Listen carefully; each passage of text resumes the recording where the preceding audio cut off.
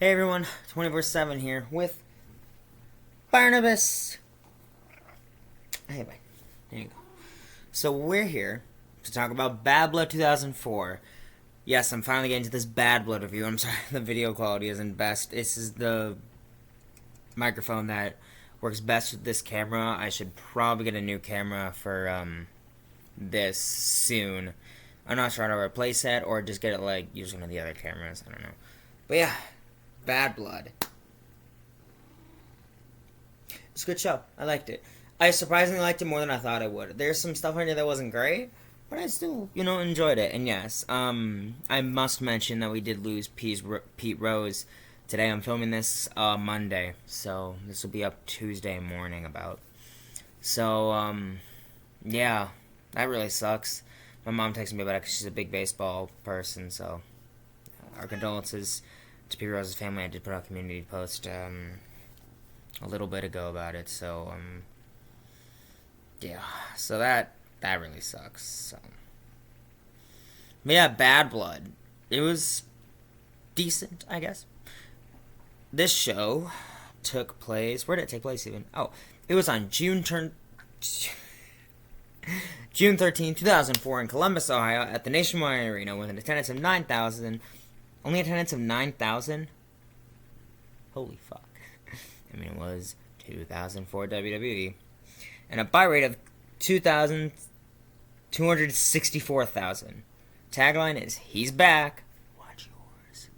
Was this Edge's first pay-per-view back?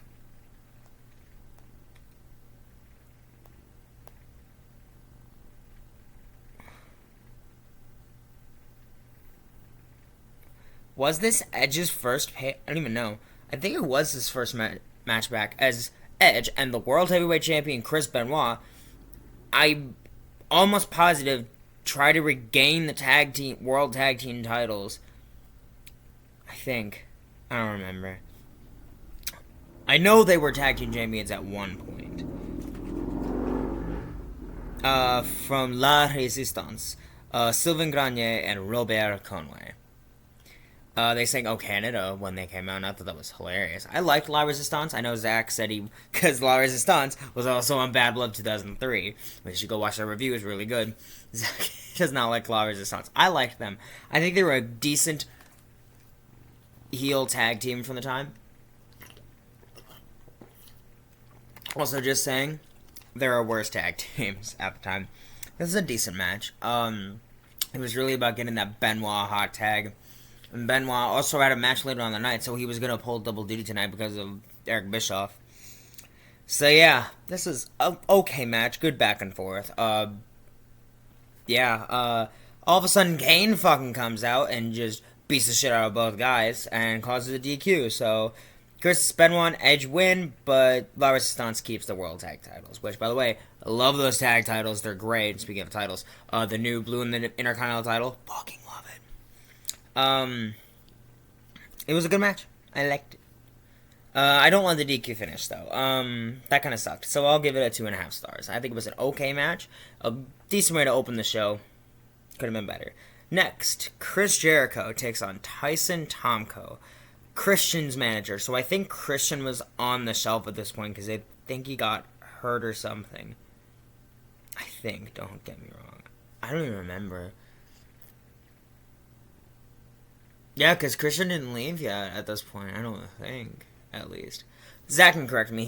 I think he knows more about this time for TNA than I do, because I don't think Christian was left by this point. I know he would leave soon. I know he'd be gone by like 2005 or something like that. No, after 2005, I think.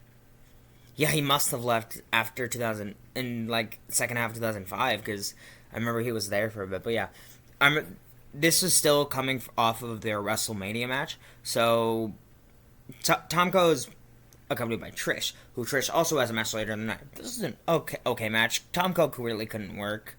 Jericho tried his best. He had a fucking Pele kick, I think, for the win. I know he did not win with his normal 40. He had an Enziguri. What kind of fucking... Because Jericho didn't have the code break yet. He didn't have that for like 3 more years at this point. So I don't really know what their idea was, ending it with a fucking enziguri. I mean, you could have just had him hit a lion salt for a quick lion salt for the win, because Tomko holding Jericho, or no, fucking Trish was holding Jericho. Tomko ran into Trish. Jericho hit an enziguri for the win. I'll give the match 2 stars. It was okay. Not great. Next, Randy Orton was being interviewed by Todd Gresham, I think it was. Or was it? No, it was Joey Styles, I think it was. I think it was Joey Styles. Forgive me, Joey Styles. Then Orton was just getting talked to about the match with Shelton that was supposed to be later in the night, and was just boasting how great he is, how great of a legend killer he is. Mind you, he was like 6 months in as Intercontinental Champion, and he's held it since like December of the year before, and I think he would lose it the next pay-per-view to Edge. Spoilers. But, Orton went out to the ring, and he was just boasting and just gloating the whole time, which is great. He's so good. I love Randy Orton. And then Shelton came out and was like, bitch, put your money where your mouth is right fucking now. And these two had the best match of the night. I'm just gonna say it. This is a really fun match. I really liked their chemistry. I forgot how good of a chemistry these two have. Yeah. Yeah, soon Ric Flair came out and tried to help Orton. It kind of worked, and then there was a lot of Shelton just beating the shit out of Ric Flair. Like, he hit a good couple fucking moves on him. Like, Beckman even fucking put Flair in a goddamn figure 4 leg lock for some fucking reason. I don't even know, man. Like, it's fine. And then, the ending was really clever. I really liked the way that they planned the ending out. Sorry, just fixing this, so you'll be able to actually hear what I'm saying. So basically, Benjamin jumped on the top rope, hit a crossbody into Orton. Orton rolled through, had Benjamin's tights, picked up the win, retaining the title. I'll give the match 3.5 stars. Like, this was a really good match. I'll give it 4. I'll be nice, I'll give it 4 stars, because it was the best match of the night. Really technically sound. I thought both men really brought their A game here. It wasn't, like, the best match I've ever seen, but it was still a really good mid-card Intercontinental title match, and really proved, like, yeah, these two guys, really good. And it really was a nice boost for Shelton, who earlier in the year was still in World's Greatest Tag Team.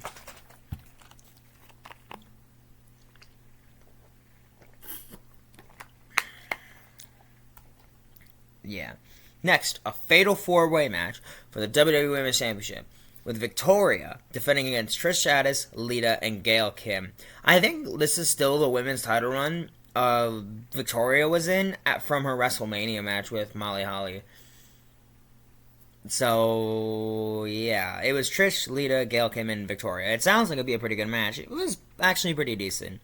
Forgive me if this comes out weird. For 5 minutes, they got good stuff in. They really, really they really tried with what little fucking time they were given. Like, there's no reason a fatal 4-way match for a championship on pay-per-view should be going 4 minutes. I don't care who it is. Like, these were these are probably the 4 best women wrestlers on the roster at that point. You only gave them 4 minutes, but no, the Hell in a Cell match, you need to be 47 fucking minutes long.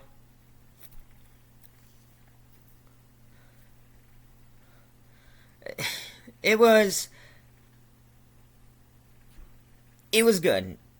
I liked it. Everyone put in their A game. Trish picked up the win, which put her at the number. She had the most women's title reigns at that point. It was like 5. She ended her career at 7, by the way. Yeah, it was really good. I'll give it 3 stars. I think it was a 3. For 4 minutes, these ladies really pulled out all the stops. They really fucking busted their asses and tried. Next, in a match that I thought I would hate, but I found was, like, just enjoyable enough. Just barely. Eugene versus Jonathan Coachman. Coachman with great healing. They were in the... I think they were at the Buckeye Stadium, right? Like, correct me if I'm wrong. Nationwide Arena.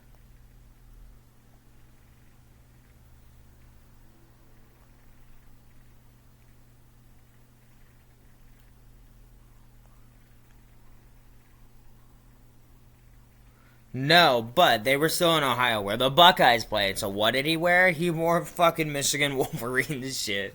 And I thought that was so great because their rivalry is bitter. And it's coming from a Badgers fan. So bitter. These two fucking hate each other at the time, especially at the time. But yeah, this...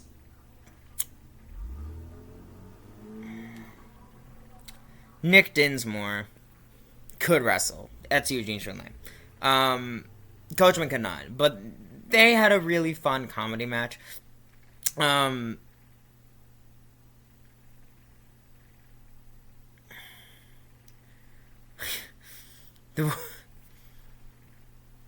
was this woman outside with cookies, and Coachman tried offering cookies to Eugene. Eugene went to grab cookies. Coachman slammed Eugene's head in the cookie tray. And I was just like, what am I watching? And then Garrison Cade come out. You remember Garrison Cade? There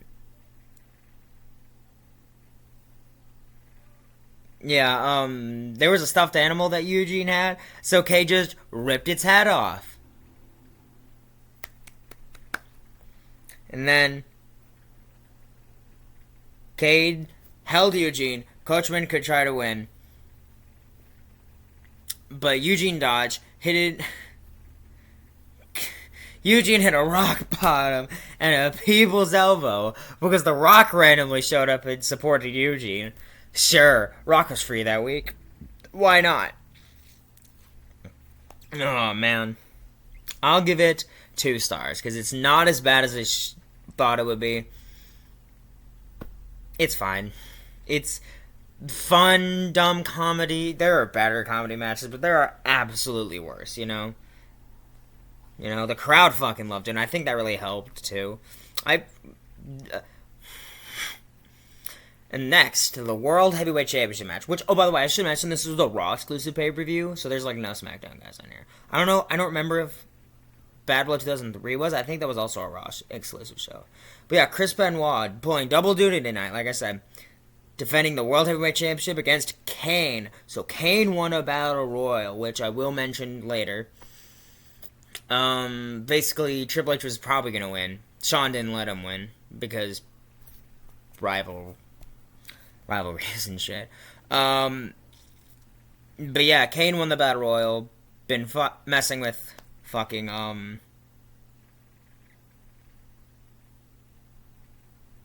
yeah.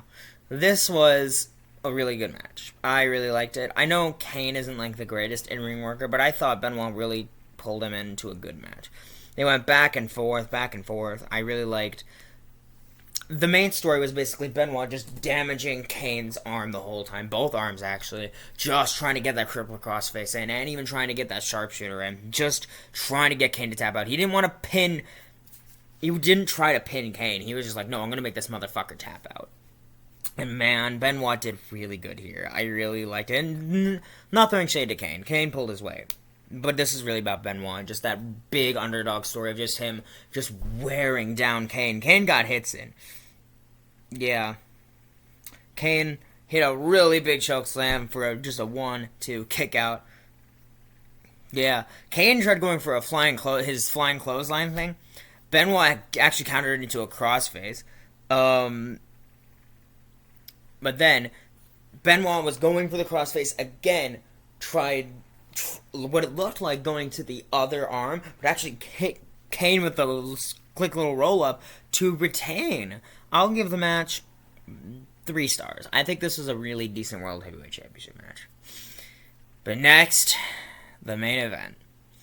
The apparently longest Hell in a Cell match. Now, I'm just going to double check. Or was it the longest main event? No, it was the longest... Hold on, I'm going to look it up real quick.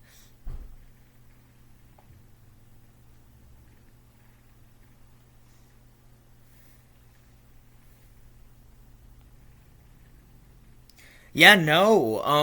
Undertaker Triple H was shorter. Yeah, that was 30 minutes. This is 47 minutes. Mind you, I did a 47-minute match. And I was fucking exhausted. Can you even imagine doing this in front of this crowd for 40? Look, I'm just saying, this match could have been 15 minutes shorter. It really could have been. Because if, like, we were like half an hour in, and they were just doing the near fall thing, and I'm like, okay, let's keep this going. Let's get going now. This isn't a. So basically, they've been just feuding with each other for the past 2 years. This is the feud ender. And I must say, Shawn should have won more times in this feud. Triple H won a lot in this feud. Yeah,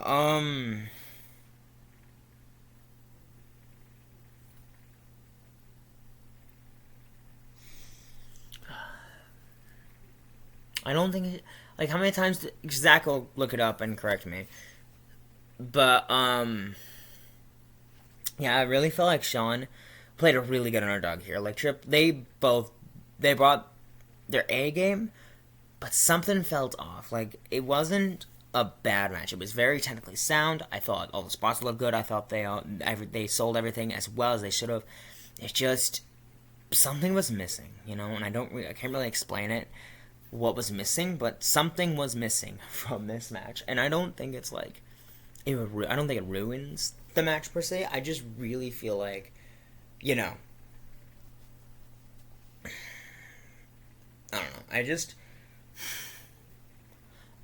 I wanted this to go to. I really feel like if this match was shorter, I would have liked it more.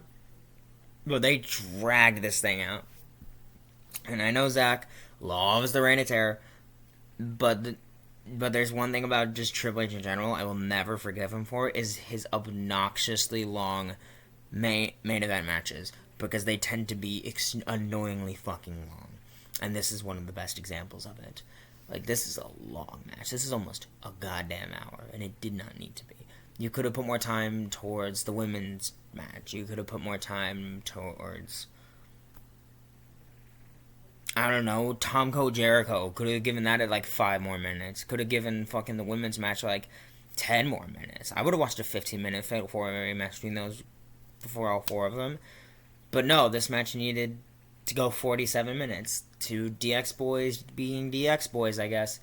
I don't know. I feel like I'm just shitting on this match, but it was a good match. It was technically a good match. Just a lot of slingshots for each other, just throwing shit at each other, just beating the shit out of each other. Just a very good but standard Hell in a Cell match. Like, it's a good Hell in a Cell match stripped down to the fucking bare bones. Because that's what this match feels like. It feels like the most safe Hell in a Cell match you could have done. And there was nothing wrong with it, except the fact that it was really long, but like nothing amazing happened. Because I'm struggling to fucking remember. Like, I didn't write notes, because I don't write notes. I just seem like if a match is good enough to be like remembered, if there are good spots to remember from the match, I'm going to talk about those matches. But this is okay. So I tried watching this match 3 times, and I barely made it through. Each time. It took me 3 tries to watch this full fucking match. Watched the show, watched it in one sitting. This match took me almost the rest of the fucking day, because I was watching the Packer game. I got home around like 2:30. Was it? Yeah, it was around 2:30. I didn't finish the match until like 7 o'clock at night. I didn't finish the show till 7 o'clock at night. No, mind you, 4 of those hours are just me just basically forcing myself to watch this match. And it's not because it was bad, it's because it was just so fucking long. And I mean this, and this is not even like a self-centered thing. I'd rather watch Fight of Our Lives than this match again. I would rather watch a full Fight of Our Lives. Like, yeah, we didn't know what we were doing, but at least we fucking, didn't play it safe. We put our fucking heart and soul in that one, And that was our feud ender, and this was technically the final match between Shawn Michaels and Triple H in their main feud for like 2 years. And it just ended, and Triple H just won, even though the title wasn't on the fucking line, and he didn't need the win. He really didn't. I don't know, I feel like Shawn was too giving to Triple H at points, I don't know. I'll give the match I'll give it 3 stars because it was at least competent. But Triple H hit like what 3 fucking pedigrees and just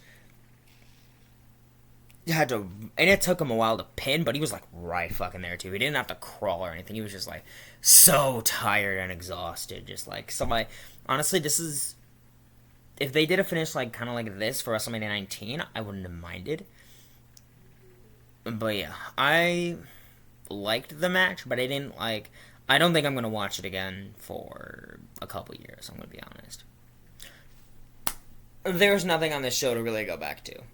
But I can't say there was anything truly, like, trash on the show either. So I'll give the show a 6.5 out of 10. Maybe 7. Because it was at least above average. It could have been a lot worse. I think the cell match is good enough that, like, you want a basic idea of what Hell in a Cell is without people looking like they're gonna fucking die. This is what you go for. The Intercontinental title match is good. The World title match is really good. And the women's match is good. And the Fatal 4-Way match is good for how short it is. But yeah. That was... I haven't been 24/7. And next time you'll see me, I actually don't know. Because Zach has refused to tell me. So it's a surprise. So I'm excited for that. But next time you'll see him is next week with Bad Blood 2024. And he gets to talk about the finale of Drew McIntyre versus CM Punk. And that's kind of the main reason he did Bad Bloods, is because almost every Bad Blood show has had a Hell in a Cell match. And hopefully this is the best one. But it's going to be really hard to top that first one. But yeah, I've been 24/7. I'll see you guys next time.